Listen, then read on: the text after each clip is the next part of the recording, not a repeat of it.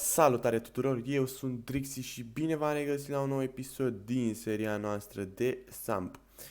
După cum vedeți, suntem tot pe serverul nostru preferat Ruby Nefrit. Aici știți că jucăm noi de obicei, ăsta e singurul server pe care jucăm de altfel. Și în episodul de astăzi o să vă prezint un nou modpack, un modpack Low Medium PC, care sincer, după părerea mea, e mai mult rău decât Medium.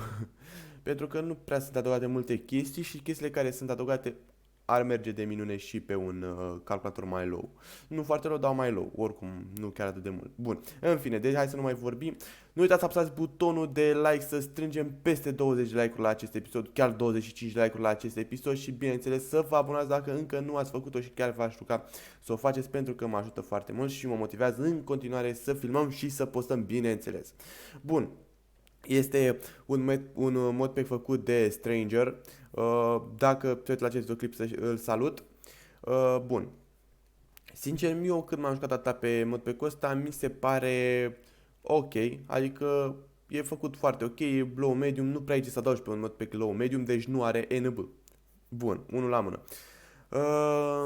Hai să începem cu ce are schimbat acest modpack și vedem cu ce urmează să mai continuăm și alte chestii. Bun. Primul lucru schimbat este radarul modificat. Adică chestia asta de jos. Vedeți că este pătrată, este frumușică, îți arată și săgeata ta frumos acolo. Deci asta e un lucru schimbat în acest modpack, care sincer îl face low. Bun. Avem străzile modificate, după cum vedeți, până acum m-am plimbat și ați văzut toate străzile că sunt modificate. Haideți să ieșim în principală să vedeți că este modificată strada. Mie chiar îmi place cum arată modpack-ul și dacă aveți un calculator mai low așa, chiar vi-l recomand pentru că se îmbină perfect cu un calculator mai low un pic. Bun, deci cum vedeți avem străzile modificate, sunt modificate cam toate străzile. Așa. Al treilea lucru care este schimbat, avem roți HD. Bine, nu știu dacă pe mașina asta se văd foarte bine și pe mașina asta că sunt HD și se vede acolo sigla de la Nissan. Dar eu zic că cel mai ok ar fi să luăm o mașină care nu este modificată și singura mașină care este modificată este acest Nissan GTR care este adăugat pe Infernus.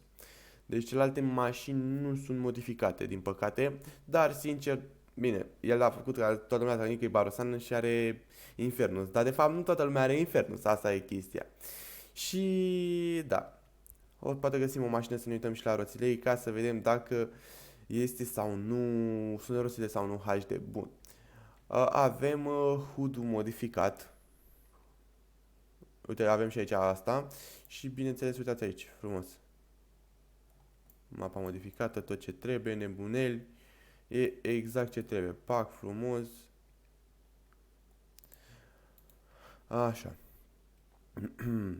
Pe lângă asta avem skin-uri HD și da, skin-ul ăsta chiar este HD pentru că eu știu cum arată el normal și cum arată acum. Deci chiar nu cred că avem skin-uri, că skin 12, dar nu avem. Deci nu avem change skin, dar nu e o problemă, asta poți să ți le adau. Bine, oricum, omul zice că dacă tu adaugi moduri peste modpack-ul lui, nu-ți garantează că vei lua sau nu crash sau mai știu alte chestii. Deci nu adăugați în modpack-ul acesta alte moduri dacă vrei să vă meargă și să nu luați crash sau ban, etc. Bun, uite că văd aici, găsim un tir și hai să vedem dacă într-adevăr roțile sunt HD. Bă, da, roțile sunt HD, mai ales că ăsta are și Gold Wheels pe ele. Da, deci sunt HD, ce să mai zici. Bun, avem Time Seek Realist. Stai un pic, deci SETT 12? Da, deci avem Time Seek, care sincer mie mi se pare perfect time. What the fuck, ce Time Seek? Nu sei. 22, nu, e prea întunecat. Un 21? Nu, un 20. Da, un 20 e perfect. Deci, e frumoasă chestia cu time seek pentru că tu când te joci poți să modifici în felul cum vrei tu chestia asta cu vremea de afară și să se vadă cum vrei tu. Sincer, acum e cam întunecat, hai să dăm un 19 pentru că vreau să fie mai multă lumină pe videoclip, se vadă frumos și cerul. Avem încă un lucru șmecher, avem mapa pe M. O, mamă, ce free am avut acolo. Avem mapă pe M, un lucru care mi se pare super, super șmecher. Așa, acum hai să vă zic problema mea cea mai mare. PC-ul meu a cam naturat de câteva zile, adică mai exact de vineri sau ceva gen.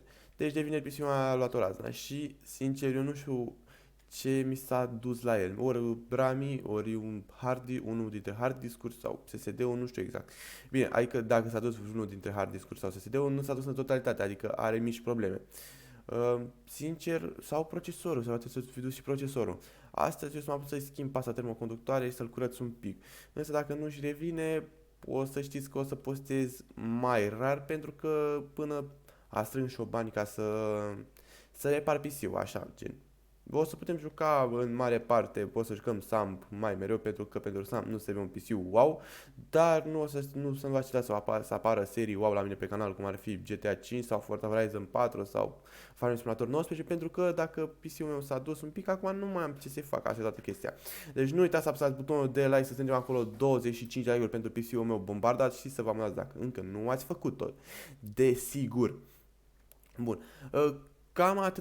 Cam acestea sunt lucrurile care sunt modificate la acest modpack. Dacă vreți acest modpack îl găsiți la băieți la Samp, de la moduri samp.ro. O să vă las linkul de la acest modpack în descriere și linkul de la moduri samp.ro. O să vă las tot în descriere acest videoclip. Și nu uitați, dacă vreți să intrați în grupul meu de Discord, găsiți în descriere acestui videoclip un link unde intrați acolo. Și dacă aveți probleme sau nelămuriri, mă puteți întreba acolo pe grupul de Discord, pentru că sunt foarte activ și vă răspund absolut la toate întrebările pe care mi le adresați și ce mai aveți nevoie, bineînțeles. Bun. Păi, cred că o să chem aici acest episod pentru că nu are rost să ne lungim mai mult, pentru că am prezentat modpack-ul și cam tot ce a fost important. Deci nu aș vedea de ce am mai putea prelungi acest episod. Deci nu uitați să apăsați un de like, să strângem 25 de like-uri pentru PC-ul meu bombardat, dacă vreți să vă susține din partea voastră, și să-mi lăsați în comentarii câte un hashtag grip ca să văd și eu dacă mă susțineți, băieții mei. V-am pupat și ne vedem data viitoare cu un nou episod. Pa, pa!